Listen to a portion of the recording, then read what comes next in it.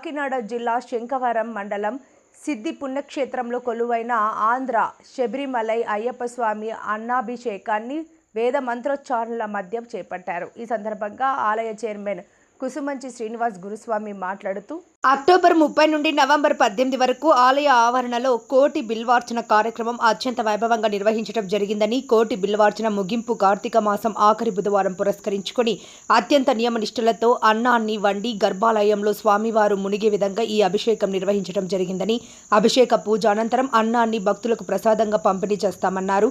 భక్తులు అధిక సంఖ్యలో పాల్గొని స్వామివారిని దర్శించుకుని అన్న ప్రసాదాన్ని స్వీకరించారు.